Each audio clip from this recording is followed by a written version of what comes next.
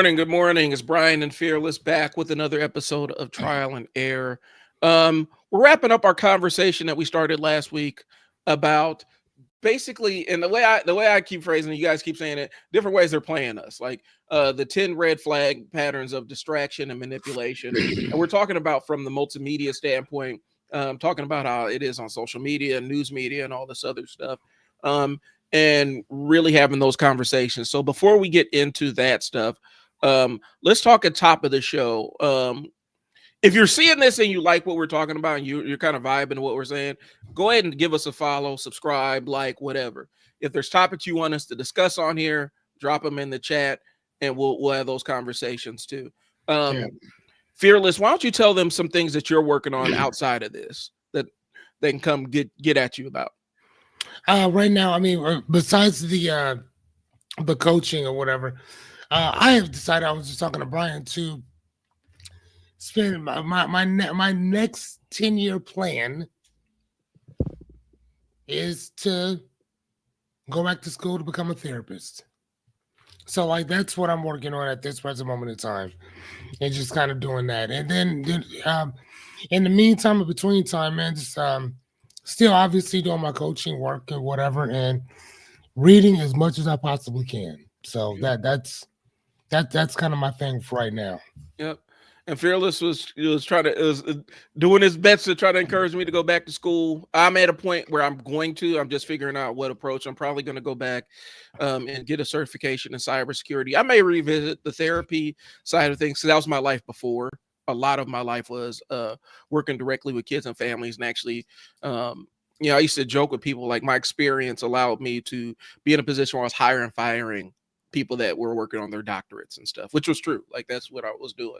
And so I'd get kids coming in who had finished out their masters working on doctorates and stuff. And so I allowed them to get the practical experience working hands-on with kids in a residential capacity.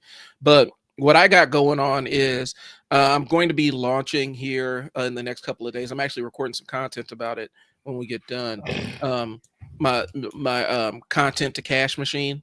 And basically it's teaching business owners how to get started recording yourself. And we'll start with the absolute bare basics, from picking the right gear, lighting, picking the right platform and stuff.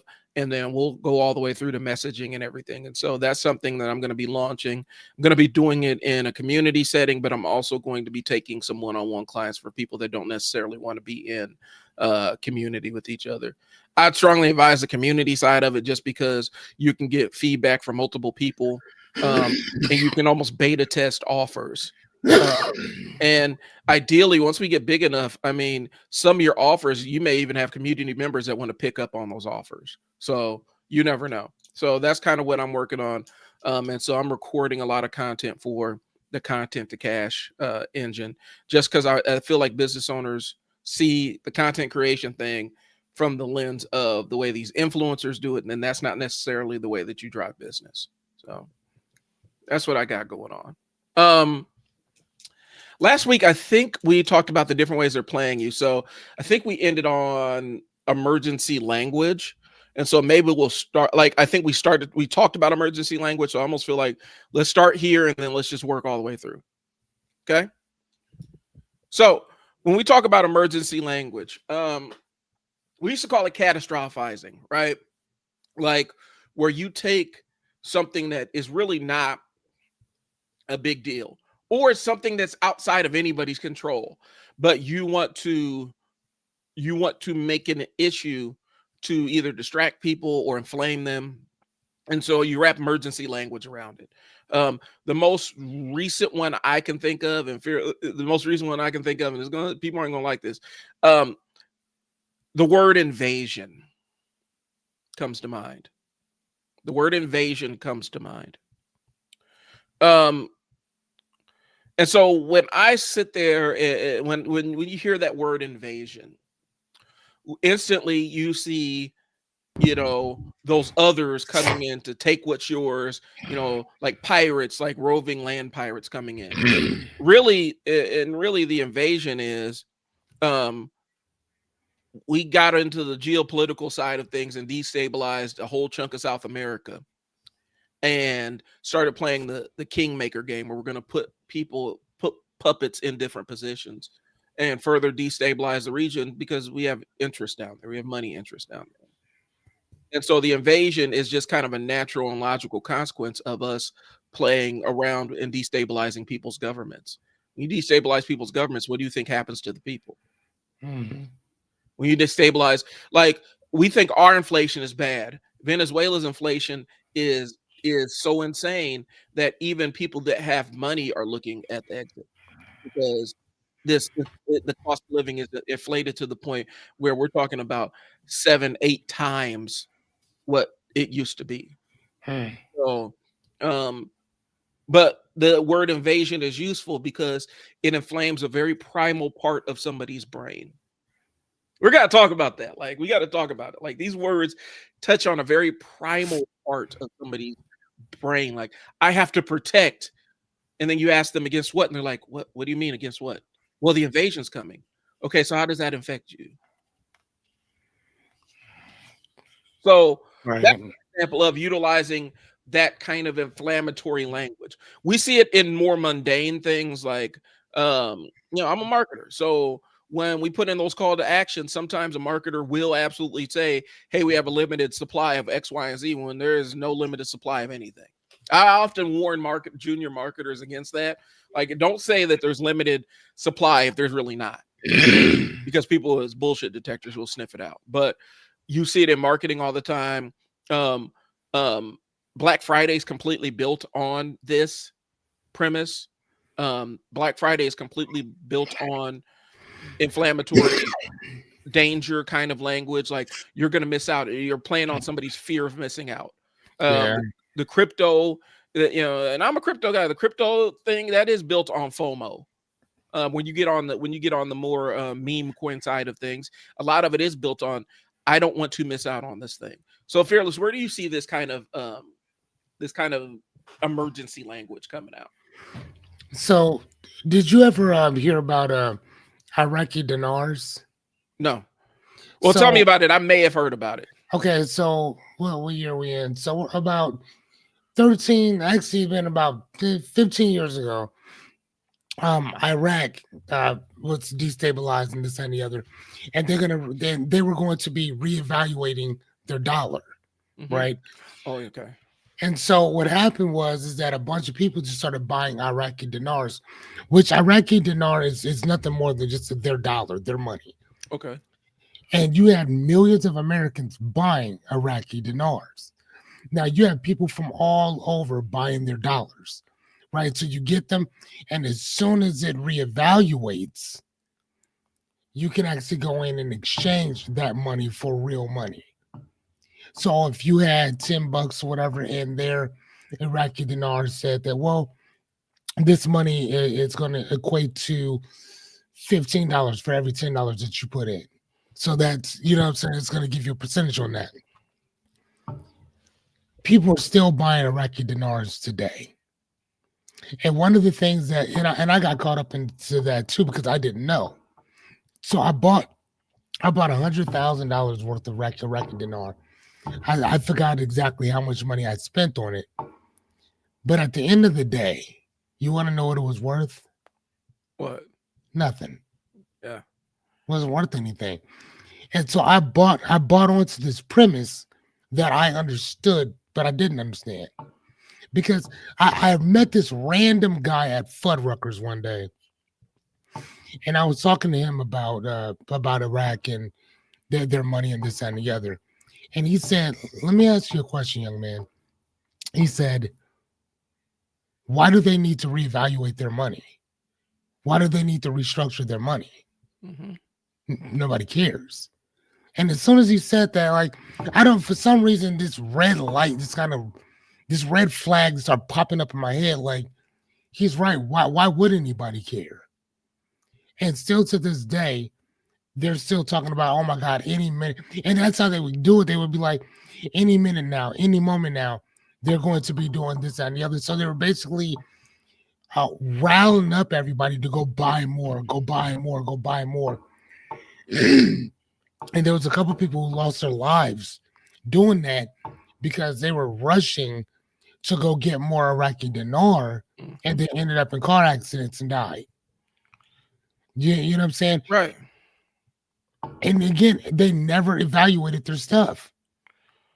Well, So, and so again, that's kind of what it is with that emergency language. Like, man, this is what they're doing. This is what's going on. So, and so one of the things that I started doing was I like seriously, I shut that shit off. I stopped watching it. mhm. I don't. I'll listen to it every so often if it comes into my purview, but I don't really step out into that precipice to go see exactly what's going on. I'm not trying to peek around any corners because I don't give a shit. I don't care. Right. Like whatever y'all do is what you do. Hey, if you strike a rich by buying their stuff, perfect, wonderful. Just like everybody was trying to do a GameStop. I'm like, oh my God, we're gonna make all this money or whatever. And it's like, okay, well, you got into the fluke, Mhm. right? Perfect. I bet your ass won't do it again. Well, You know what I'm saying? So no, no. there's still guys that are still holding on to the GameStop thing. Um, Actually, if you want a good resource to see that, Folding Ideas did an entire, like, that's one of his magnum opus level of videos where it's almost 3 hours talking about get the people trying to short squeeze, Short squeezing. Yeah, that's what it short was. squeeze, all these hedge funds. They're trying to do it, um, you know, by holding on to basically useless stock like GameStop, Bed Bath and Beyond, AMC, um, you know, and talking about some of the psychological things that are going on with it, where it's not necessarily realistic. And when you hear how inflamed some of the guys are who are still participating in it, it's almost kind of disturbing, Hmm. because had they had created this entire reality where, by holding on to GameStop, essentially what they were going to do is they're going to ransom the entire financial market of the United States of America, by holding games. Like, it was a strong delusion where they said, well, they're going to have to pay out if we hold on to this, and if they try to buy GameStop and we hold on to it, and automatically restrict supply, um, they're going to have to pay us. They're going to get their margin calls and all kinds of other stuff. We're going to have to get paid off of this. And there's like, and it doesn't matter if the stock is, if it's 1 million or 2 million or 10 million per share, they're going to have to pay us. And if they don't, then what, we're going to collapse the entire economic system in the United States. You think that's going to happen? You think that's how that's going to work? And so, yeah, it's a cult of personality behind it. And they talked about, the guy who kind of stumbled upon it, it was completely by accident, but they Right. turned him into this mythical figure about, his intuition and stuff, to the point where, I think he accidentally typed M into Twitter, and instantly that became there. He's sending us secret messages, where all he was doing, he accidentally butt dialed something on Twitter. And Oh so wow. it created this entire cult of personality, and a lot of people are getting burned. I don't know if the game stocks or GameStop thing is still running, but a lot of people were holding on to that, and AMC. We're going to hold on to it to the ground, even though GameStop isn't necessarily a viable thing. It's still inflated, Right. but I mean, I've done stocks long enough to know that you don't chase a rocket ship. Hmm. And so, it was one of those isolated things. A lot of things lined up during the pandemic that went really, really weird. The stock market was literally doing things that people had never seen before. Mm-hmm. And because of that, it created a bunch of perfect environments and perfect storms for people to make a lot of money. And people are still chasing that dragon. Hmm. So, Folding Ideas has an entire, I think it's The Line Goes Up, where he talks about how that, I think that's what it was. But if you ever want a great documentary about it, go check it out, because And what is it called? it's called Folding Ideas. I'm actually pulling it up. Folding ideas, and I think it's either the line goes up or this is financial advice. One of the two.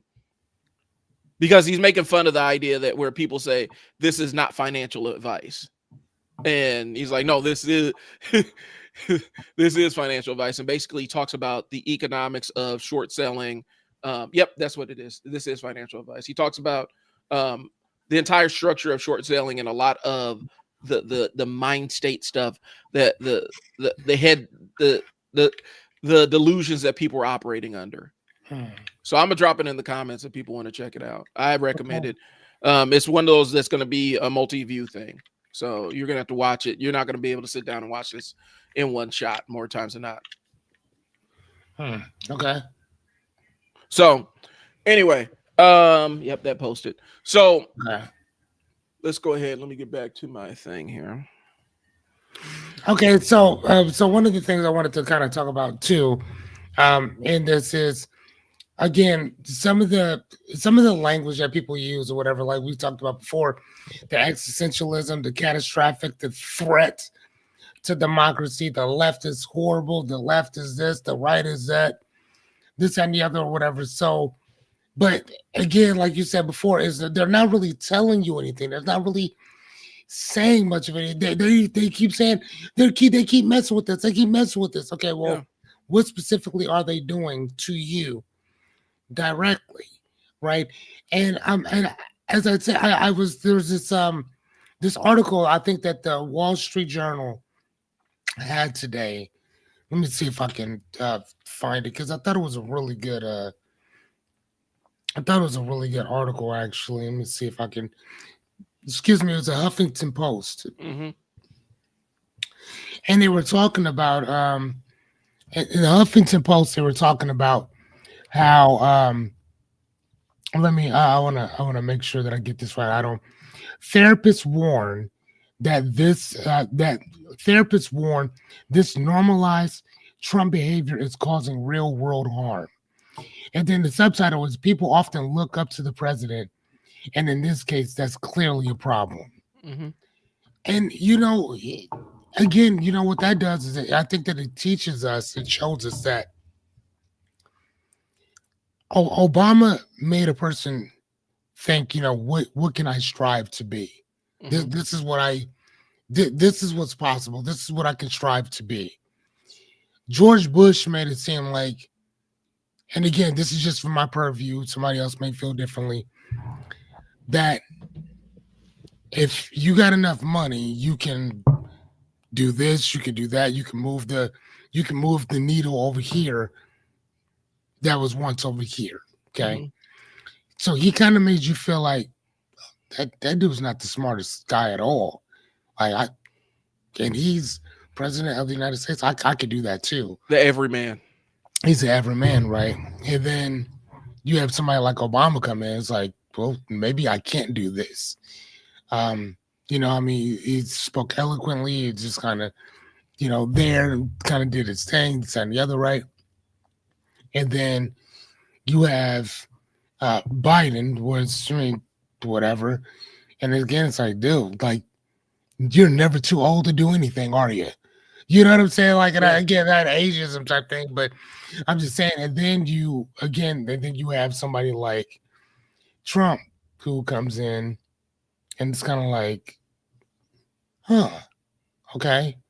And then he leaves and then comes back again, and worse than he was before. And it's like, God damn. And then, and again, for me, this is what I'm saying. My thing is based on what the woman is saying, is that it's almost sacrilegious to get on to any platform and call half of Americans low IQ, nasty dummies. They are my enemies. You kind of make it where it's a derogatory, incendiary type of, where you can't you can't have a differing opinion. Like, there's always been that political thing where, right, Democrats are this, Republicans are this, blah blah blah, right? But to where it's so normalized where if this person has an opinion that I don't align with, they don't just have an opinion I don't align with. They are my enemy, and they're planning on doing Right. me harm. Right. It's not like I have a like, hey, we have, and that is the one thing, and I talked about this before. I don't know if it was on this podcast or on something that I wrote or did, but the one thing that I've always respected about John McCain, for instance, when he and Barack were going head and head, and they John McCain is a Republican, or excuse me, was a Republican, and he was at this town hall, and they were talking about he was giving a speech or whatever, and some lady said, "No, Obama's a Muslim, and he this that, and the other." And John McCain stops her in the tracks. He says, "No, he's not a Muslim. He's a Christian man. He's a great father. We just have a difference in political ideas. That is it. But he's still a good man. So we're not going to trash him like that." And I thought, and for he lost that elect. I mean, he lost that one horribly, but Handedly, yeah. I mean, like, oh my God, like, but I've always had a respect for him for saying that. You know what I'm saying? Where everybody else is kind of like, hey, say whatever you want, but he didn't. He still showed a modicum of of decorum as he was talking about him. And he's like, he's not my enemy. We just have a difference in political philosophy. That's it. Yeah. That's all this is. There's nothing more. There's nothing less. He is still a good man and he's still a good father. So we're not going to do that. And then when you see what's going on today, it's like, oh my God. And again, it's not just one man doing this. It's a whole culture of individuals that are signing off on this. And and I think that's where that's what is scary about this situation, is that you have the leader of the free world doing this. And again, y'all, I'm not just sitting there talking shit. The Huffington Post came out with an article today from therapists stating how harmful it is to look up to a president like this one.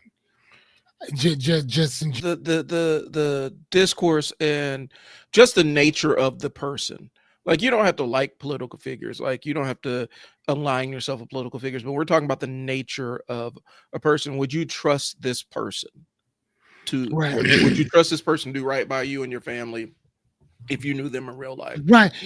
Correct. And not just real life though, because a lot of this stuff. I mean, you're a journalist major, so like this isn't like just this is seriously important because you have children who are looking to this, stating this is what you're supposed to be like. Yeah.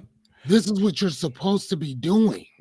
We enter this stage where words don't mean things as much as they used to. And what I'm saying by this is, we reach for and I know Louis C.K. mentioned this in one of his stand-up specials, but I'll throw this out there.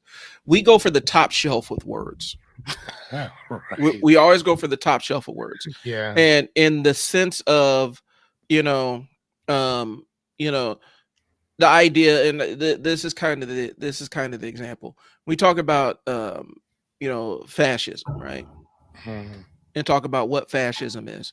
There are hallmarks to fascism. There are movements within fascism that you can historically link and say this is kind of what happened.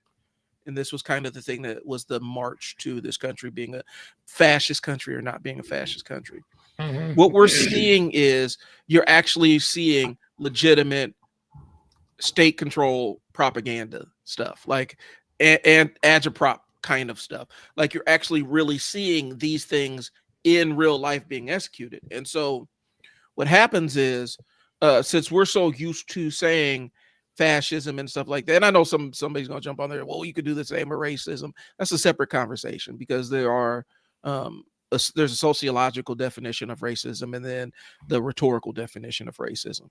And these aren't the same things. But when I talk about propaganda, and the utilization of propaganda, right? Um, and who's a propagandist and who's not. Mm-hmm. Um, People get in their feelings about it. They absolutely do. They get in their feelings of, well, you're saying this person's a propagandist. Yeah, I am. Well, what makes you say that? Because here are the hallmarks of what they're doing, and these are the patterns and things that they normally do. Right. Um, and so I'm saying all that to say this. Um, when we try to affix these labels to identify what's going on, you can't clearly identify what's going on because we're in unprecedented times, right? Mm-hmm. Um, I think I was talking to you about the entire Nick Fuentes Groiper thing. Yeah, yeah. Okay, the media still doesn't quite understand that. They still see things in this binary of right wing, left wing, right? They don't understand that there's a culture of hyper online people who take the most absolute batshit extreme stances from the right and the left and from everywhere in between, and they build a political ideology around it. And that's where the Groypers come from. They come from, we are going to press on every single fault line, every single political fault line. We're going to press on it to basically watch the world burn.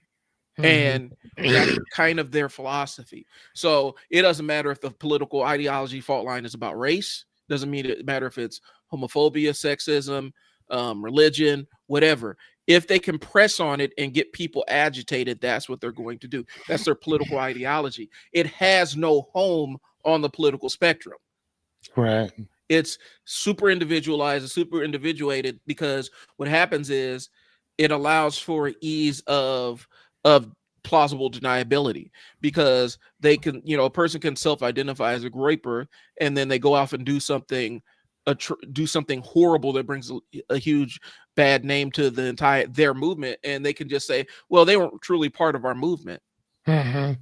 because there is no structure. It's a decentralized kind of thing. Yes, it's tied this political figure, but since it doesn't exist anywhere on any one central location of the political spectrum, it's hard to group them in and treat, and everybody Mm-hmm. gets treated as individuals. That's what happened with the alt-right.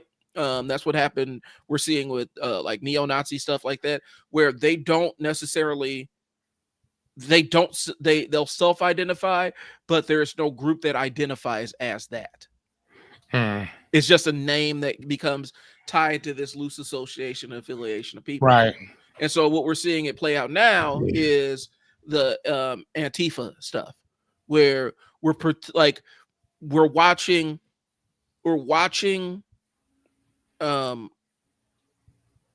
the media machine around the allowed media machine around our administration literally create a classification for a decentralized organization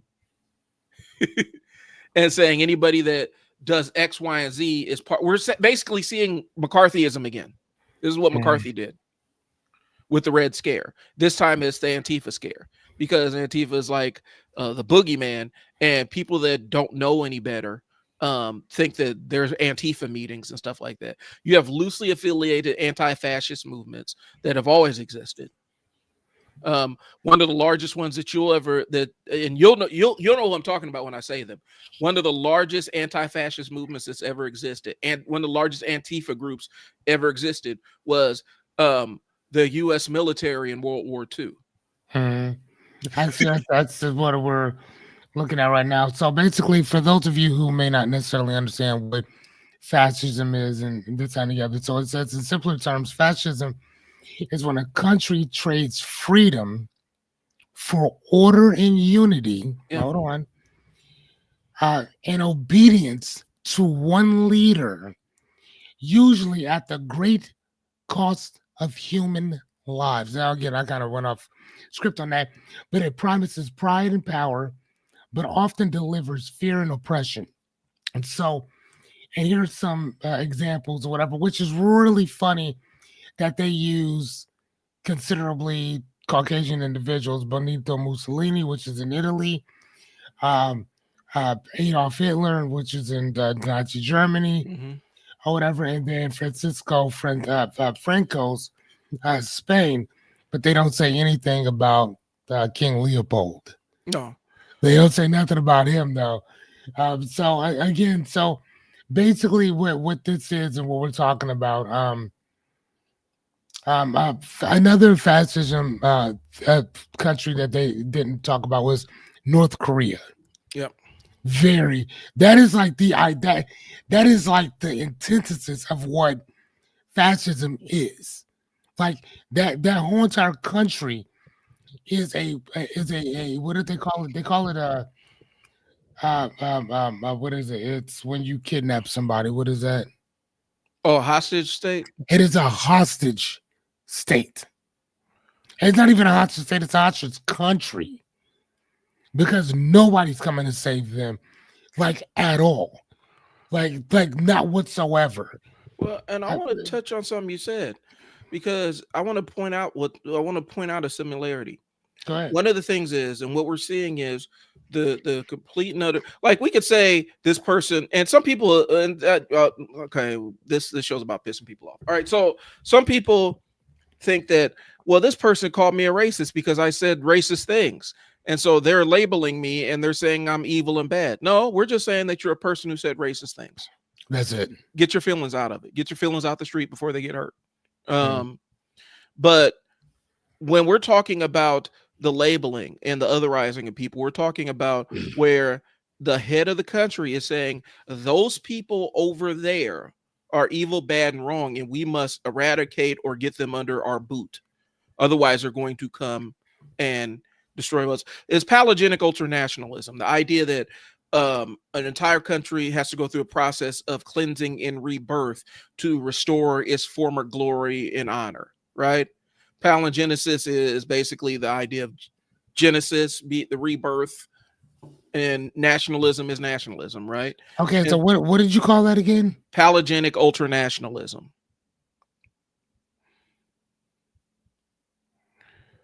And so it's the concept that a country needs to go through a process of cleansing and purification and rebirth in order to restore its former glory of whatever. And it's it well, I remember, okay, so this might be a separate conversation. But I remember talking to a conservative friend of mine, right, online. And I asked him straight up, like, this is during the Obama years, right? And he's ranting and raving, and and you're not going to take away my God-given right to, and basically that's a hallmark of when you're dealing with somebody who's sucked into that ultranationalism thing. When you're not going to destroy my right to blah blah, and some vacuous thing, right? And so I said, so since the election, what rights have you lost? I said, as a black man, I'm asking you, black man to white guy, who we're on social different stratas, and we agreed to that point. We're kind of in different places in this society.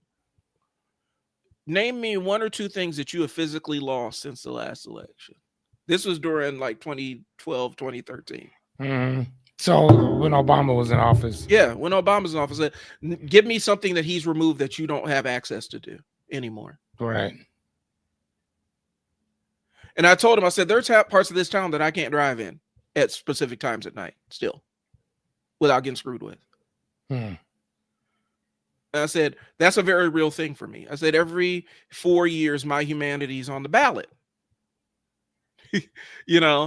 But I asked him and he couldn't come up with anything. It's like, because all the stuff that you have lost is literally just a theory in your head, a concept where I could point to tangible things that is either come in or exited my life, right?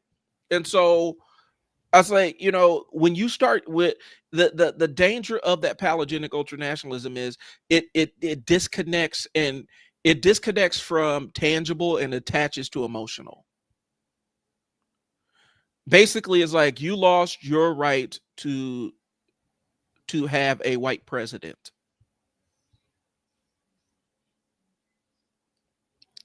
Okay, say that one That's more what I time. told her. I said, you lost your right. I said, you lost in your mind, the thing that you lost with Obama getting elected. In your mind, the thing you're raging against, you lost your right to have a white president. Or maybe not. And, To go a little deeper. but the way I phrased it was, Go ahead. that thing is not a right.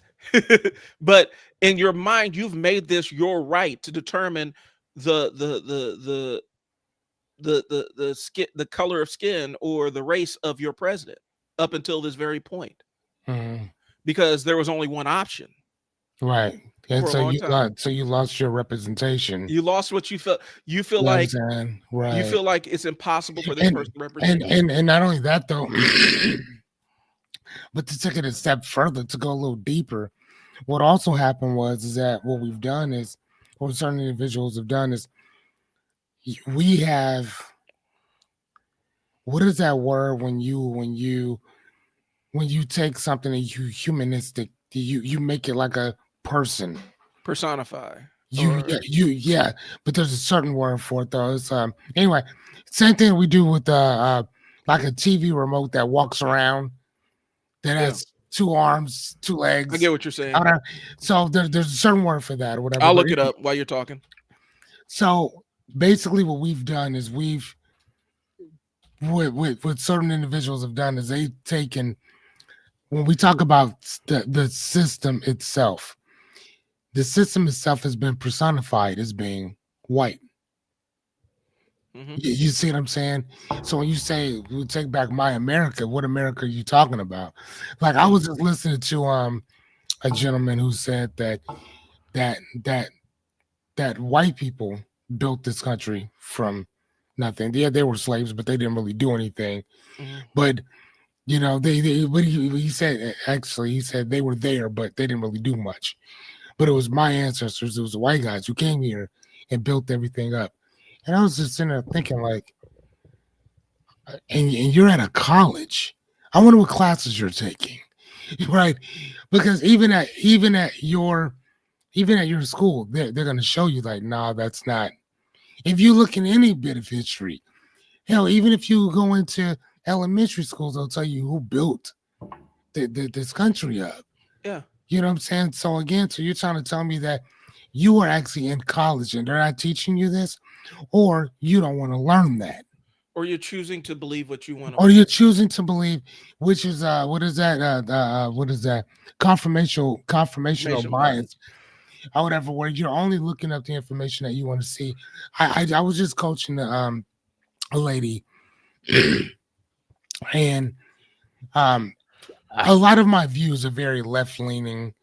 And again, I'm not necessarily saying that they're right. I'm just saying that I I like to read. I'm very well read. I like to, and even if I don't know certain stuff, I want to know or whatever. So I'm trying to always put myself in somebody else's shoes or whatever. And she worked for the Bellevue Police Department, Hmm. and she also worked at the jail before too. And she was telling me about her experience as a dispatcher and this and the other, working directly with with the police department. I'm like, oh, that's cool. Hmm. And she said that the amount of disrespect that cops get in general is just abhorrent. I'm like, okay. And then she goes in and she talks about that. And so I started asking her, let me ask you, if if if we know that over policing in certain neighborhoods is unhelpful, but you still keep doing it anyway, even after all of the scientific facts, the research, the study shows that this actually makes things worse. Having y'all around or whatever. I'm like, so at what point does a person need to tell y'all to quit? But before y'all, again, and like I told him, like, we have to take accountabilities on both sides of a lot of this stuff. I totally understand that. But at the same time, though, when you're a police officer, you are choosing to be a cop. You that's a choice. Hmm. Nobody's forcing you to do that. Now, for me personally, I take my hat off and I applaud people that become police officers, because that's not a job that I'm built to do. Like, I don't want that job. Hmm. So I'm also not going to critique people that do it. But what I will say is this: when you put that badge on, you are stating that you are you're not above reproach. You are the standard, and and you're always trying to rise above that, Hmm. right? That's how I look at stuff. And like I told her, I said, ma'am, I've seen police officers come on the scene to a place and make things way worse than it needs to be. Way worse than it needs to be. They'll take something simple and blow it out of proportion. But I've also seen the public do the same exact thing with them. So again, it's not. And again, people just have an we people have a fear of police officers. Now, I look at that like this. This is me personally. I look at police officers the same exact way as I do the IRS. I I understand what they're here for. It doesn't mean I gotta like you. You know what I'm saying? Like I don't like people who work at Burger King either all the time. But I'm also not gonna talk shit to somebody who's back there making my food either.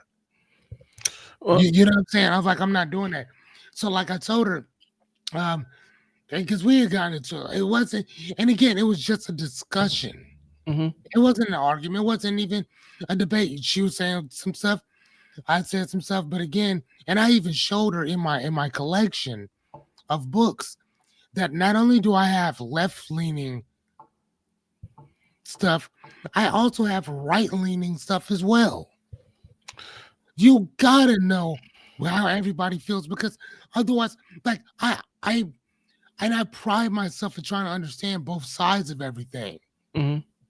regardless of how skewed your perception may be to me. To you, it makes perfect sense. It's not my job to try to transform you. It's one of the greatest things that Neil deGrasse Tyson said, which is one of my favorite people. I'm just to throw it out there. He said, "Listen, if I'm talking to you about something, and I'm going to ask you just one question, is there anything I can show or prove to you how your perception might be skewed in what we're talking about? Would you be open if I showed you something to maybe offset what you're talking about? If it's a no, then conversation's over. Yeah. If I can show you ample amounts of proof that God doesn't exist, would you actually take what I'm saying to heart? Probably not. Yeah. Most people So aren't. there's nothing I'm gonna say to you. I don't. And again, as far as hello, goodbye, have a great day. What are you eating? Do you like lunch? Lunch is on me. Type stuff. We don't need to discuss anything else pertaining to this.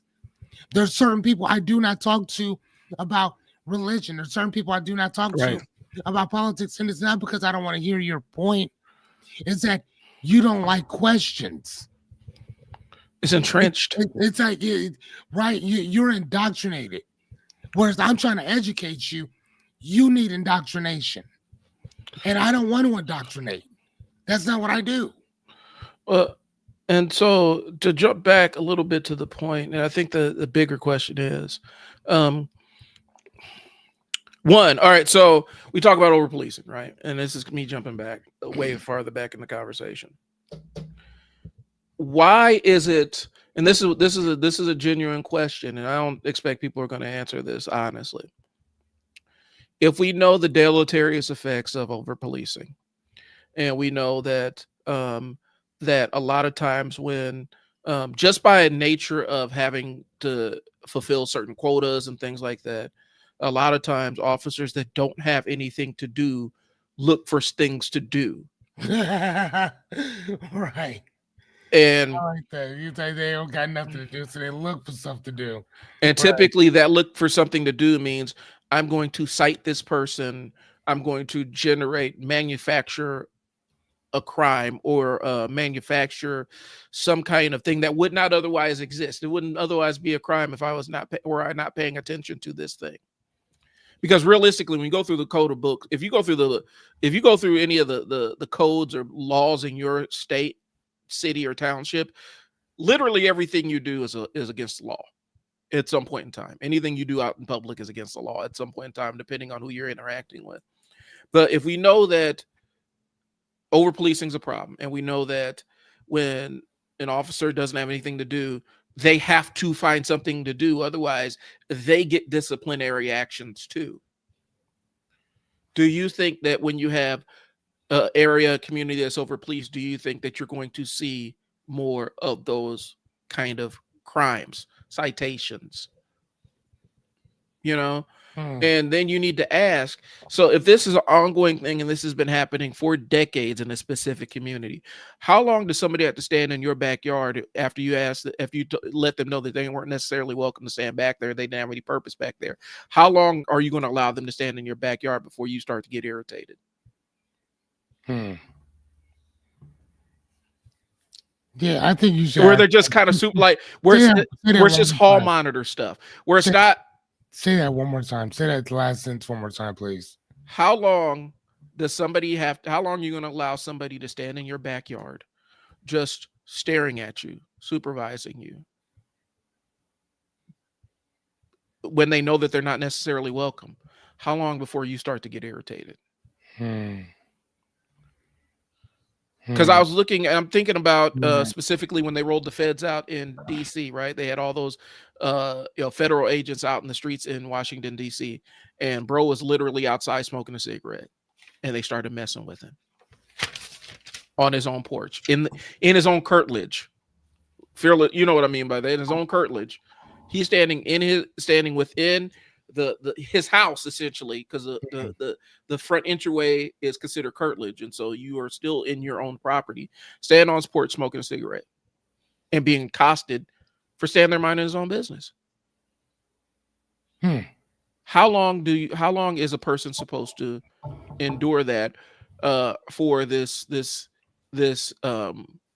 vacuous notion of public safety? And if this was your neighborhood, 192nd and whatever. Mirrorfielders know what that means. I mean, if you're not from here, you don't know what that means. But you're on 192nd and whatever, which is the burbs, the suburbs. How'd that happen here? Well, I'm asking, how long would you endure? Okay, I'll ask this question here. So I was actually at the Omaha 360 meeting when they announced Omaha had the shot spotter things, right? The listening stations, right, in North Omaha, and that's for gunshots. For those of you who don't know, that's for gunshots. But they say that's for gunshots. There's been stuff that they can track. They can hear other things besides gunshots. But really? Yeah. And so, and there's a bias. There's a real clear bias. There's a psychological bias that was occurring even when they're explaining this. If you pay attention to a certain part of town, you're going to notice things more in a certain part of town. When I lived out in West, I heard more gunshots than I did when I lived up north. Yeah, me too. But there weren't listening towers out West, because then people out West, them homeowner associations, they would not tolerate a listening station on their streetlights above their house. Yeah, you're right, because it doesn't look good. Right. But people in North Omaha are expected to just that's just okay for us. So there are specific things, well, there's more gunshots and blah, blah, blah. I could tell you that living out West, me and my wife heard gunshots all the time. Like, just because we were out near some there's some open fields out there where people could go off and let off guns. And so we heard gunshots all the time. All the time. We encountered more property crime and more property crime and more street crime when we lived out West. Yeah. And so can I let me interject just for one iota. When people talk about Bloods and Crips, and I say that I will say this till I am blue in the face. I will say this until God decides that I'm done here. The toughest Bloods and Crips that I have ever met in my 46 years of living. The hardest Bloods and Crips that I've ever met in my life were white. Just gonna stab them. Bloods and Crips. The hardest, and when I say toughest, I mean I would not play with these dudes at all for any reason. White guys. Just saying. They put it down the hardest. Off top. So when Dave Chappelle says in one of his his thing, one of his specials, when he said that when you see all them black dudes and you see that one white guy, Mm-hmm. you better understand that that white dude has done some shit that them black dudes is like, nah, nah, we cool. Like, and I think that we've all known somebody like that Mm-hmm. growing up. That there's certain white dudes that are just, it's something about them. Like, your gangster is your gangsters on some other type shit. Like, matter of fact, I was watching this documentary about these Bloods and Crips, these blood guys, and I think it was in Inglewood, California, Mm-hmm. and it was two white dudes, and they were both Bloods from whatever section over there. They said that these two dudes, matter of fact, if I'm not mistaken, on the Boondocks, you remember the Boondocks, those white Yeah, characters? If I doubt that they were based off of them, but they were. I know where they're based off. I can tell I you. but I'm telling you, these white dudes out of Inglewood, California, it was two of them. They was shooting other Crips like they had a license to do so, Yeah, like they were in the feds. They and the other black, they were scared of these dudes because they were known for shooting people, no yeah. problem. Like Well, they had it in their DNA type shit. well, It's saying like, oh my god, in the Boondocks, Jen and Rummy, is that what their names were? the two white dudes in the Boondocks. Oh my You know god, who they they're were based so. off of? I mean, are you talking about Charlie and Yeah, Charlie Murphy and yeah, Samuel Jackson. You know what their Samuel character models are based off of? No, I don't. Think on it. Um, so you had Donald Rumsfeld and George W. Bush. Message on WhatsApp from mail saying thank you. Oh, Did you hear this? yeah. Okay, now I need to shut these off from my ears, so please. But yeah, those two characters, the character models were based off Donald Rumsfeld and George W. Bush. That's funny. That's what they had that Yeah. Westlake. We had the W. Yeah, They did. Oh my god, they were just so like Uncle Ruckus, his character model is based off of Clarence Thomas. need that part. I think Onceler was supposed to be like Dick Cheney. Like, That makes sense. and so when you start digging through it, that's who they base the character model. It was supposed to. That's what. Here's the thing, and I feel like that's one thing that's lost. Before we get too far into it, you remember? I'm sitting there. I'm kind of rocked by the news, man. Like, D'Angelo passed, bro. Like, the singer. The singer Yeah, today. pancreatic cancer, man. Pancreatic cancer. 51 years old. Rest in peace, bro. Um, the thing that and it may be Boondocks may be one of the last pieces of actual satire that had a mainstream audience, Hmm. that had a huge mainstream audience. Like, it was satire. It was that's what the entire thing was, and that's what made the show such a cultural phenomenon in its thing. Black Dynamite did too, to a degree. If you've ever seen the animated Black Dynamite, there's a lot of really hard biting political satire in there. But Boondocks was one of the last ones. Okay. But one of the things, like I said, back to what we were discussing, there are certain standards of living that we expect people who live in specific areas of neighborhood or specific areas of the city where it's just expected of them, that that would not be accepted in other parts of town. Over policing would not be accepted No. in the suburbs. Just, it wouldn't happen. And so and so at some point we ask ourselves internally, who is benefiting from this? Right. And so I'm using that as a transition to get back to our topic. You need to ask, whenever you run into somebody who's utilizing some of these techniques, who actually draws benefit from it? Who draws benefit from catastrophizing everything with emergency language? Right. Who benefits from? I think we did talk about quiet rule changes. Who benefits from that? When we talk about quiet rule changes, anything from as small as this small thing got changed on the tax code to, well, now they're revoking this provision. They're removing the things that allow enforcement of this specific law. Major regulatory or budget changes announced late on Fridays or holidays, or in the midst of some other political turmoil that's going on. A government shutdown is a fantastic pretext to Yes. do a lot of different things. You can do a whole bunch of stuff while the country suffers. Yeah. And I do have a question.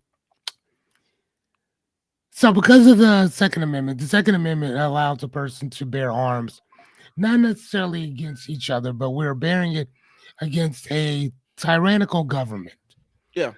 I would say that right now, that would be the time to replace said government in general, based on based on the what is it, the what we celebrate the 4th of July for, the independence, that states that if your country, if this administration, if this government is not doing its job, your duty, your obligation is to replace it. I got one thing to throw in here because I'm gonna throw this in here because I want to put this conversation before I got to run out the door. Okay. So a lot of times, and this is just my personal thing, a lot of times people love ideas and concepts like the Second Amendment and things like that, wrap themselves in the Constitution, as long as they can apply it to somebody external to them. My question to a lot of people that are big, huge purveyors of the Second Amendment and love it, I'm not for or against. It is what it is, right? I'm not against guns or anything. I don't really care. My question is, are you willing to stand 10 toes down when the people who are impacted by this do not look like you and don't live next door to you? Are you ready to take up arms on their behalf too? Or is it only when it becomes something that is an immediate, what you perceive as an immediate threat to you and yours?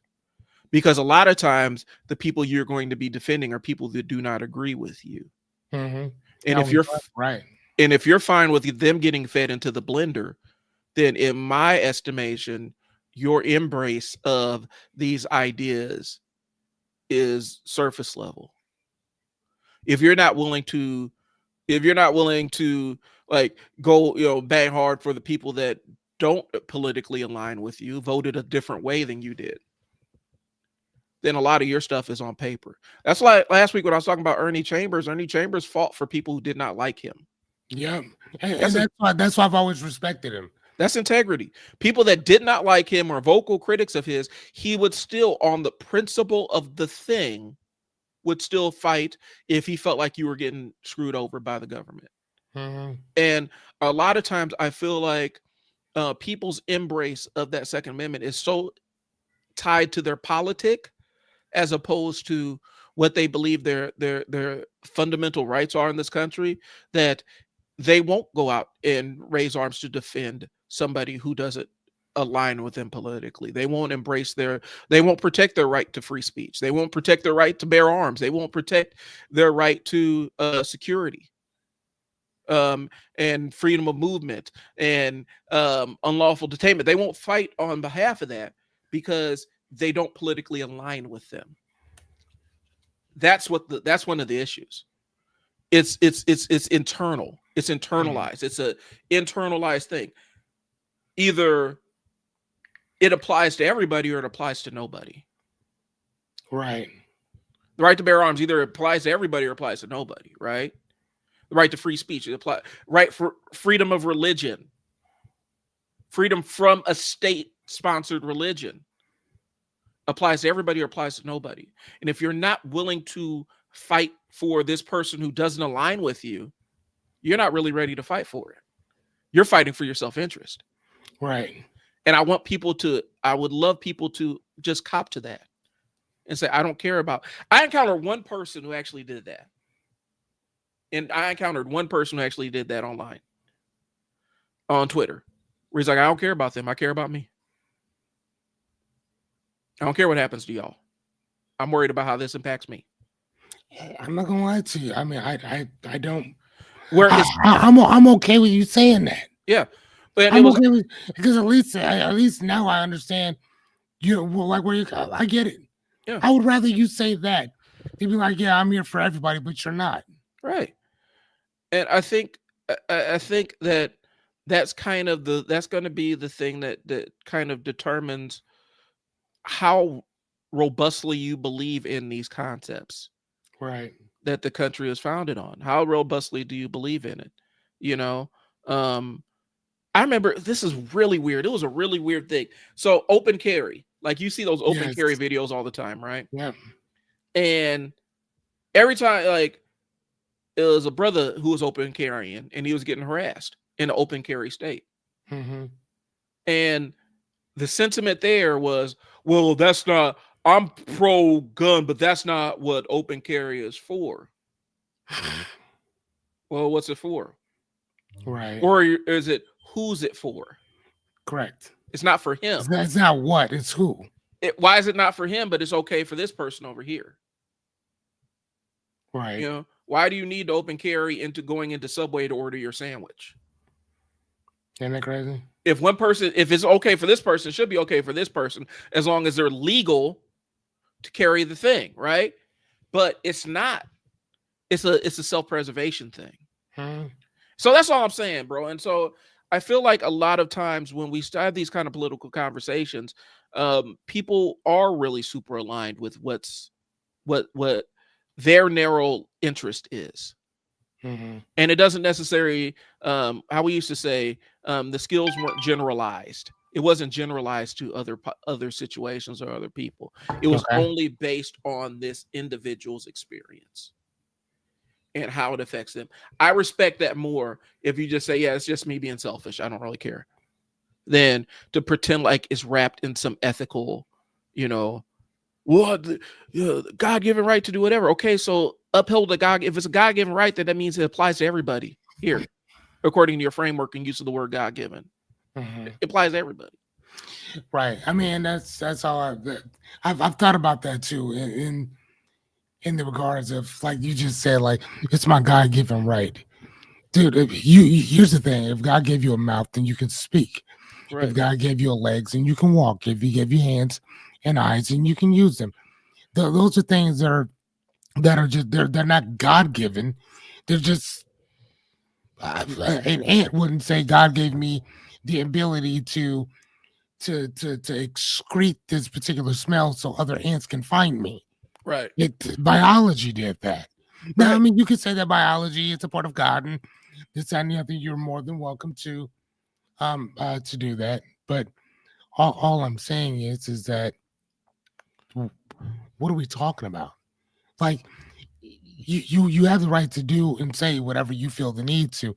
Man says what you can and cannot say. Yeah. Man says what you can eat and what you cannot eat. Man says what time you need to be here and what time you cannot be. Man says what you need to be doing, what you don't do. Man does that. Right. Man wrote the Bible. God didn't write it. Man did. So all this stuff that we are saying that is God given, it's not God given. It's man given. So I think that even with that, we gotta bring that shit back and look at it for what it is. Another man, another person is telling you what God said. God can just come on down and talk to you himself or herself or itself, but it chooses not to. So what you're trying to tell me is that the supreme being sent you, who fucks up the economy constantly, who lies, who cheats, who kills, who steals everything. You don't bring anything to fucking society at all. This same guy told you to tell me what I can and can't do. How about this? Let's double down on it. Fuck you and him. Well, here's the thing. That's the but that's the palogenic side of it. That's the ultranational. The palogenic ultranationalism always, it typically will align with some kind of religious power or something and give and ordain very despicable things. And so people feel like we have to, it's a sacrament. We have to sacrifice the current state of things and have a rebirth. It's very insidious, and it's a scary time to live in when people are aligning, when people are literally aligning their religious beliefs with what's going on in the White House. Where you saying, well, this is God's president, that God picked this elected official. Any elected official worth their salt should say, you know what? Don't do that to me. Like, yeah, don't do that. You Don't- guys voted for me. Don't do that to me. boy. Don't wrap yourself. You should be very wary of any politician that sits there. That tells you that. Yeah. And again, I'm not gonna lie to you. If you listen to me, y'all can shun me if you want to, but I'm gonna tell you right now. If you want a better nation, seriously, if you want a better nation, I'm gonna tell you like this, and this is my honest to God feeling on it. I think that all of our public officials should be atheists. Period. I think they should be atheists. Period. And the reason why I say that they should be atheists is because an atheist would tell you, "Hey, man, don't do that. Like, I'm here because you put me here." I could say the same exact thing for you. I could say that by the grace of God, you were born to put me where I am. But at the same time, though, if there's billions of other sperm cells and I just so happen to be here, what happens if it was somebody else? What happens if I ended up or showed up somewhere else? Would you still would voted for me? Probably not, because I'd have been a totally different person. So don't do that. I think I would rather, and so I wouldn't go that far from me personally, but this is mine. I would say I need to have somebody who has the wherewithal to understand that their spiritual and moral beliefs are theirs, and they can build principles around them. But what you cannot do is enforce those religious and spiritual beliefs on other people via office. You have to be able to separate what your public facing life is versus the private facing side of things. Right, but the problem is that People don't do it. But they're not doing that. Yeah. You have, again, I 100% agree with you. Yeah. If we had somebody that was moral, if we had somebody that stood on ethics, if we had somebody, and when I say ethics, I mean ethical for everybody. I mean moralistically for everybody, not just the people who voted for you, but for the ones who didn't too. Yeah. So if I'm trying to feed America, again, now here's the thing: if I'm giving you fruits, vegetables, corn, poultry, fish, whatever to feed you, but all you want is a T-bone steak, I'm sorry. But again, I can't do everything for everybody. But what I am going to do is I will feed everybody. Now, whether you want it or not, that's on you. But here's the meal type stuff. Right. Or whatever. Now, if you can go outside of that and go get yourself a T-bone, great. It's just like giving people free healthcare, or at least access to free healthcare. Now, if you want a rhinoplasty, that's on you to go do that. If you want a BBL, that's on you to go do that. But the rest of making sure that you're healthy, this, that, and the other, we will supply that. We'll make sure that you get that. Well, I think it goes back to this. Come on, man. I agree with, and see, here's what this is what I'm putting in here. For me, if I vote for somebody, right?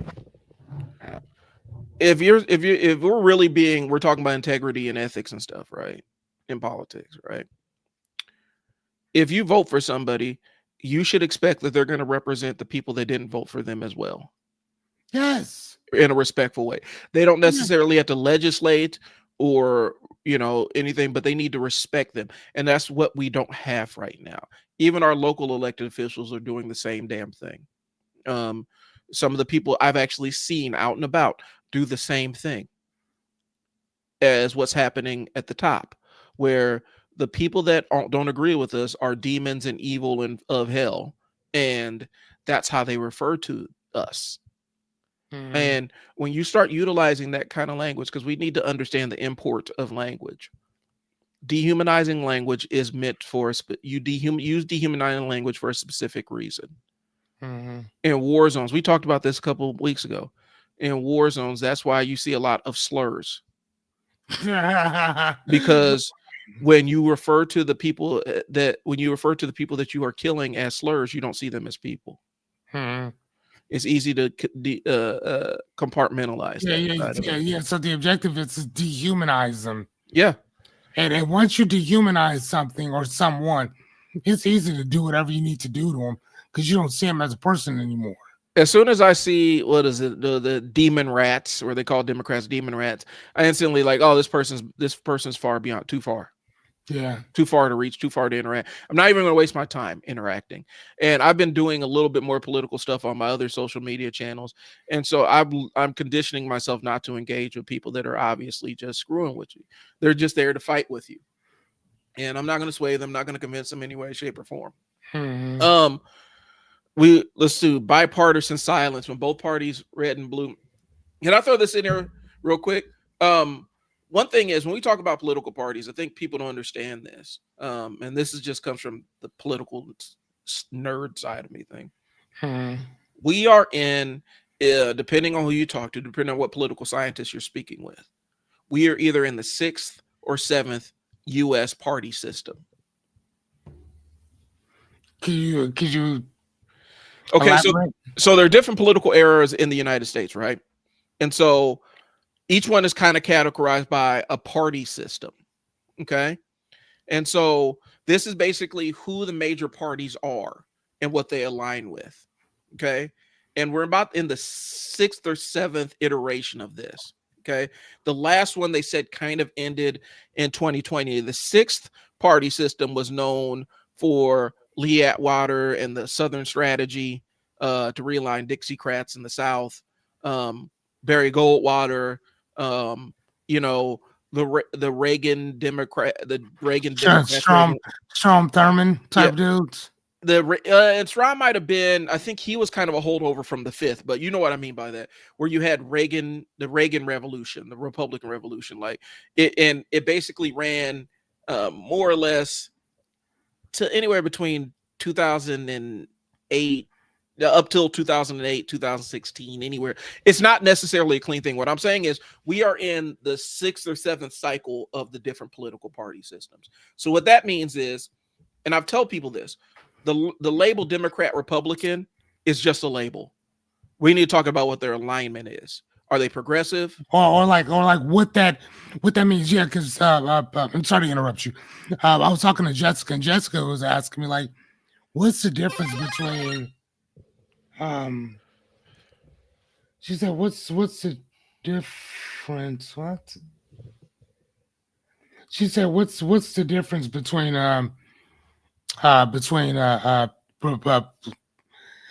liberal, what is it? My Liberals, brain's conservatives. liberals and conservatives, whatever. So real quick, can you tell me what your definition of that is, and then I'll tell you if I agree in what I told her. So I go based on, because I mean, we're talking about it. So because this is, it's hard for me to explain. Or can I give you mine? Go ahead and give me yours. Okay. So when I told her is conservative are people who like things kind of the way that they are, or look at things the way that things used to be, and kind of want that same thing to conserve something, Yep. to That's keep things the way that it is. A liberal, on the other hand, see things and says, well, you know what, man, maybe we could change this, or maybe we can do this over here. So change doesn't always mean better. It Right. just means that the way things used to be isn't the way that it is today.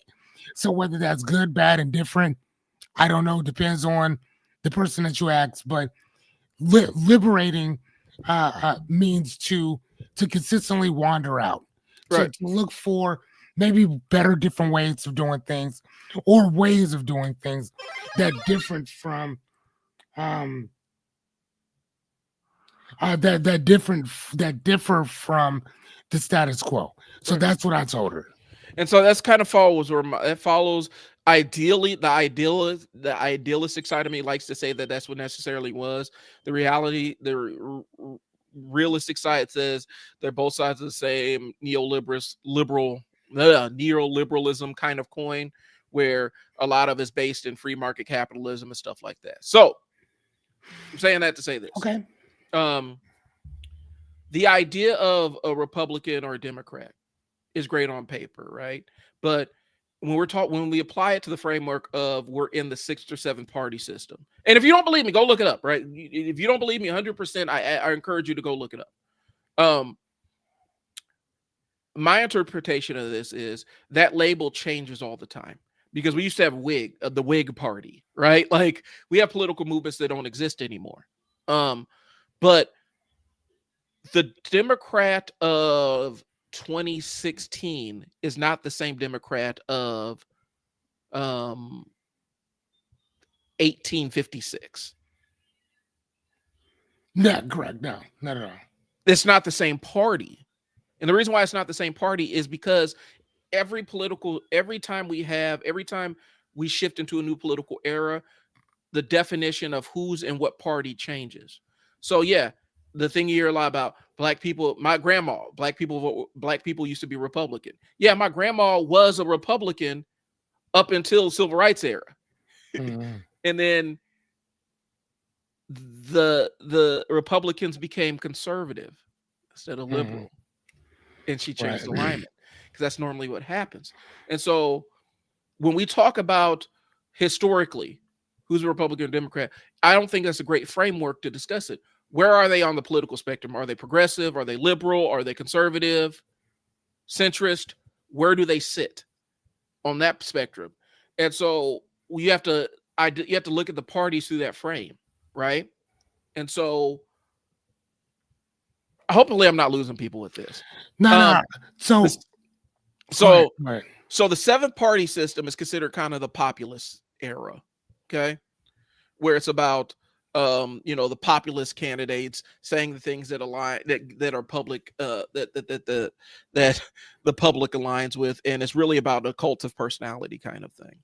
Okay, that's kind of the Donald Trump era, where it's really kind of a personality driven kind of politic, not necessarily policy driven. But if we jump back to the last whole political system, this is neoconservatives, compassionate conservatives, rise of the religious right, and all that other stuff. Those Republicans are not the same as the Tea Party Republicans that popped up in 2012. Yeah.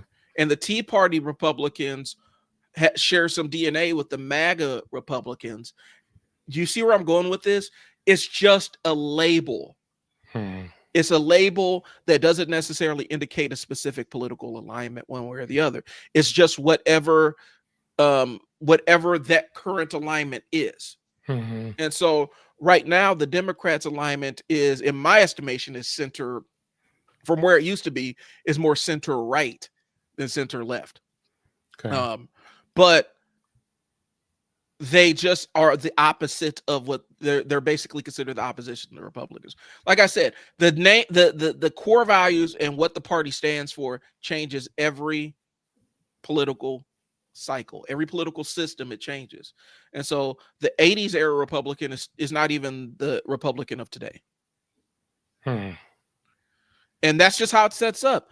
And I don't think we're necessarily done a favor by holding on to the same political names. I know that that's what the point is, but I don't think that they should even hold on. I think the party should change their names every political era. I think that we do have. I have a question for you. Yeah.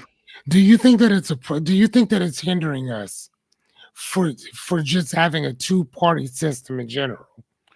Because other countries have a multitude of different other parties. That's not, I mean, yeah, that it's not that they don't have a far right or far left. Sure. They do, but then they have a couple of them that are kind of like in between, that are more this or that or more that or whatever. But usually those ones in between are that. So again, I guess technically we have the 3-part, which is independent, which is kind of like a play on both. But do we need another one, or do we need somebody that's independent that's like, bro, okay, I see what's going on here, but these are the things that we actually need now? Well, Nebraska used to be kind of a microcosm of what you're talking about. Okay. Because it was really rare up until really recently. It was rare to really know exactly what the mayor's political party was. Mm-hmm. If you notice that, we didn't really care. As long as a boring white guy, you can just put him in the office, nobody cared. right? Yeah, for sure, for sure. Yes, I remember And that. so we weren't necessarily because Like Hal Dobbs. yeah, Nobody gave a shit. we had Ben Nelson. Ben Nelson Ben is a perfect Nelson, yep. example. Ben Nelson was a perfect example. He was a conservative Democrat, right? Mhm. But nobody really cared. They just voted for Ben Nelson because they like Ben Nelson. And so Yeah. it was this apolitical thing. I feel like either, I don't know if it's a human condition or if it's an American condition. We operate in binaries. Our Mm. brain cannot handle more than two options when it comes to mainstream storytelling. Wow. And I don't know if it's an American invention or Crazy. if it's just, I don't know if it's an American invention or if it's a a human condition. But if it's just we have to make things either or.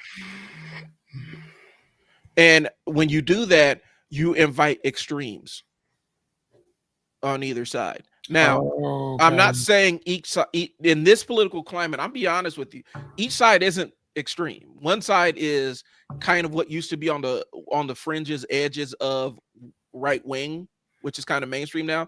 The other side has been the same boring centrists, the same ineffectual boring centrists that they've always been. Yeah. And Same ineffective, right? and so that's what you're seeing play out. You're seeing center people being, and for the people that are on the fringes, it benefits them to paint the people in the center as the radical ideology, where realistically the people in the center are making the Democrats are making the most pragmatic play, which is okay, so we kind of have a diverse coalition of people, so we need to speak to a diverse coalition of people.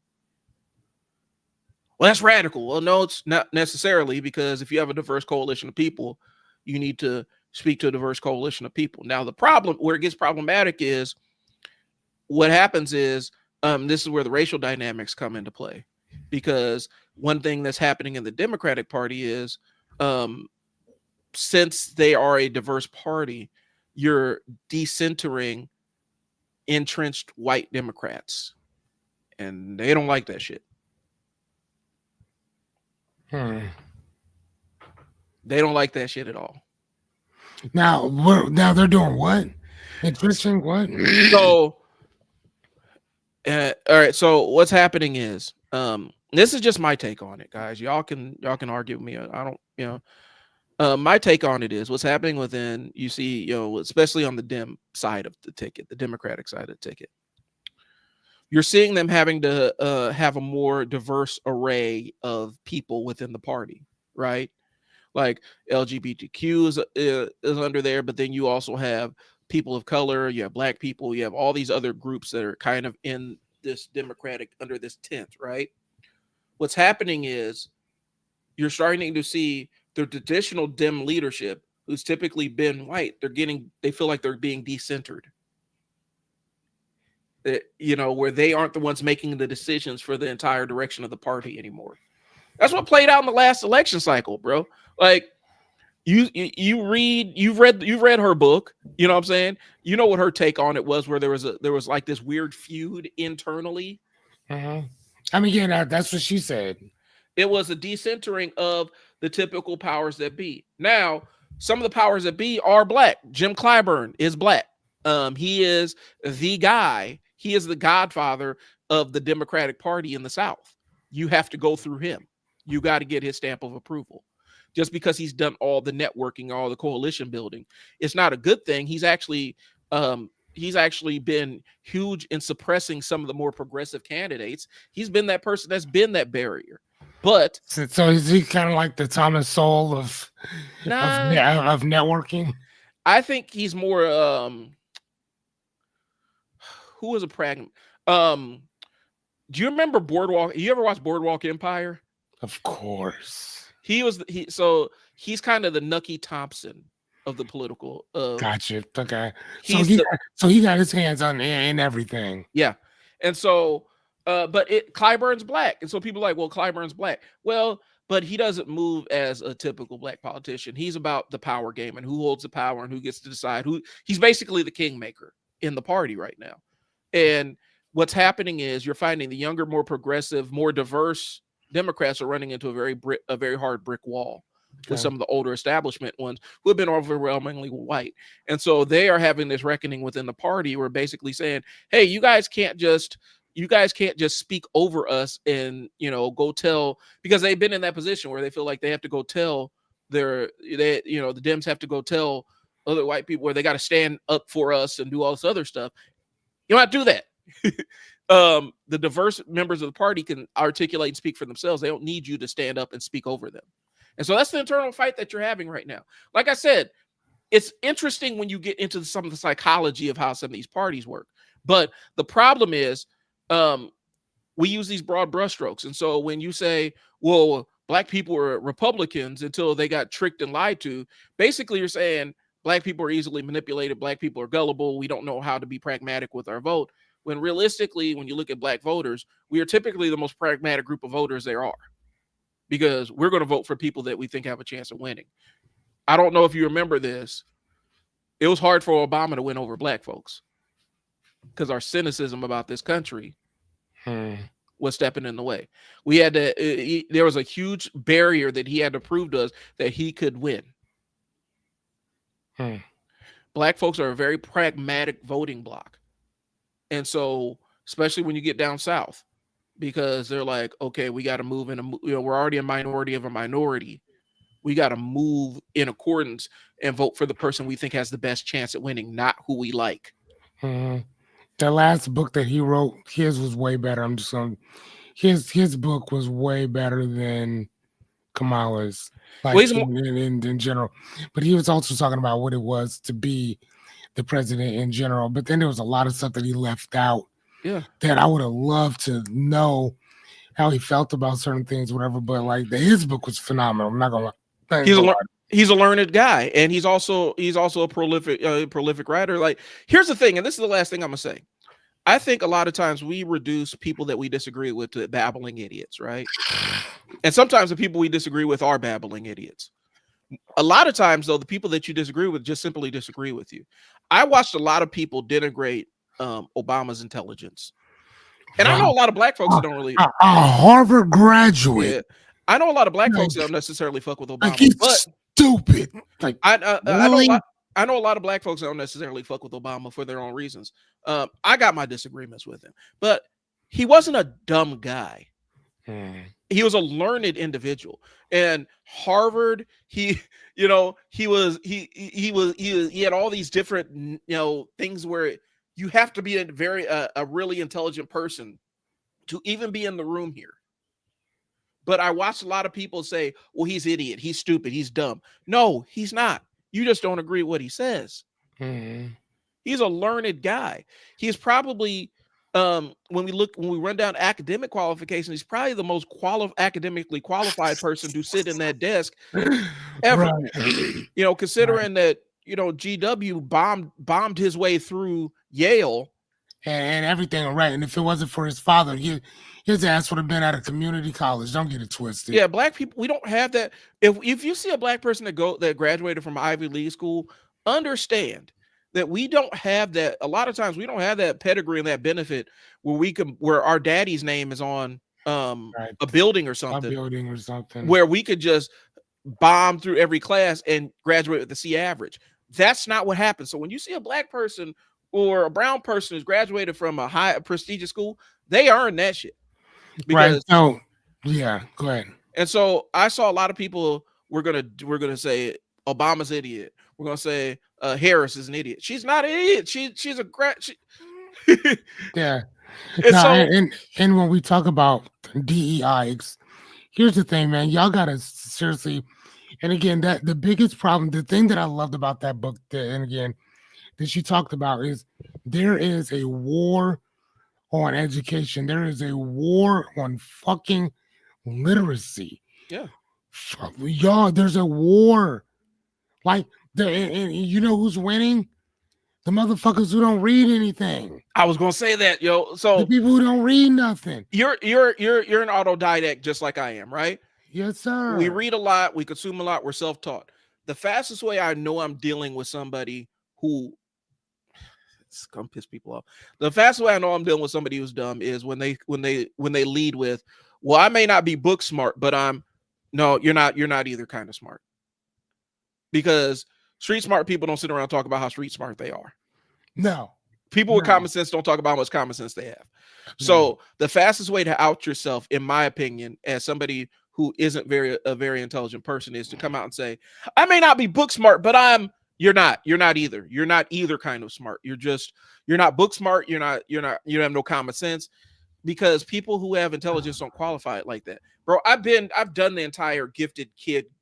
Like, I did all the entire gifted kid gamut of stuff, where you take the IQ test and all that other stuff, right? I did all that stuff. I know what my IQ is, and I also know that IQ isn't really it's not really a measure. Like, it's kind of an approximation of my cognitive ability in some aspects, but it's not necessarily a measure of intelligence. Like, I'm like a 145, 150, depending on what the task is or whatnot. My it's funny enough. Mhm. Mine is mine is 115. So think about that. Yeah. Your shit is damn near up there with genius level. Yeah. My shit is like at average or maybe a little bit above. Yeah. Actually, wait, here, let's look that up just real fast. Well- The average of that. Go ahead and keep talking now. And so I'll say that it doesn't mean anything. It is not a measure of accomplishment. In fact, high IQ people tend to be the ones that struggle the most in a lot of regards. But people utilize that, and whenever you hear somebody on Twitter talking about sub IQ or the general IQ, typically some racists using some race science based stuff to talk about black people's collective IQ is 80 and all this other stuff. You know that they don't. You know, you're talking to somebody, and this is what I was like. You're talking to somebody who wanted to be in the club, who wanted to be in that high IQ club, and so they value and cherish that. And it's like, but you could never get in, because people that are in those seats don't sit around and talk about what their IQ is all the time. This is probably the first time I've said this publicly. You know what I'm saying? I don't think about that shit on a day-to-day basis. No, I do not either. But you always on Twitter, you always it's always the pseudo fake intellectual guy that wants to be smarter than he actually is. He sits around, listens to Jordan Peterson or what Elon Musk just shit posts. Okay, so hey, matter of fact, here, let's go to the stream, y'all, right? Just real fast. All right. So Then you I'm gonna can- jump out of here, y'all. Yeah, no, I feel you. All right, so what's the average IQ? So the average IQ is literally it's 100. Here's how it works. The basics, the IQ design are designed so that 100% of the statistical average, the midpoint, most people, about 68% of the population score between 85 and 115. What did I tell you my thing was? 150. 115. So my shit is literally average. Right. You are in the gifted ability, which is 130 Yeah. plus and more. Superior is there high, and again, I'd say average or higher average. That's where I'm at. I'm Yeah. at a higher average. I don't lead with then- that shit, and I don't sit around and think about it all the time. And then, but here's the thing: I know people that are at 70 and 90. I know people that are at Right. some of the hardest working people I've ever met in my life. That I wish I could be like, have an intellectual level at 70 and below. But they are the hardest working people I've ever met in my life. Right. And some of the most fearless, no point intended, people I've ever met in my life. Higher than people that with like you are highly intelligent, but there's certain shit about you that I would not want. But then I know somebody, Miss Anya, whose IQ is pretty low, but what Miss Anya is willing to do is nowhere near what you're willing to do. She will go talk to anybody, anywhere about anything that she's selling to anybody. Mhm. We are like, man, how are we gonna do this? She'll be at a gas station talking to people about her shit. So her grind is It's more just- so than anybody that I have ever witnessed, Yeah. ever. And that's what I'm the point where saying. that shit's embarrassing because she will talk to anybody about her shit. So again, if she sold insurance, she will be a multimillionaire, guarantee it. And that's what I'm saying, because she has Guarantee it. And that's what I'm saying. I think people overvalue what that actually means. It just That means part. that I have a cognitive ability. That means I can be riddled with more social anxiety and all the other stuff that comes along with being a hyper self-aware of myself and my presence and my mind state at all times. It's a hindrance. And so, but people invest so much into these numbers like they mean something. And that's when I know I'm dealing with somebody who doesn't really understand how this stuff works. Right. So, all right, y'all. I gotta run. I gotta go pick up a kid from school. Fearless, you got this for the rest of the way, man. If I get back, Actually, if I get back, I'll jump back on. Actually, no, I'm out. I'm done myself. All right. No, yeah. Hit me back when you get back, though. Okay. But all right, though, everybody. Thank you guys so much for tuning in. Miss Anya's about to do her thing now. So, all right, man. I will see you guys later. All right. I'm putting in this thing, and we about to slide out of here. Talk to y'all later. All right, Peace. deuces.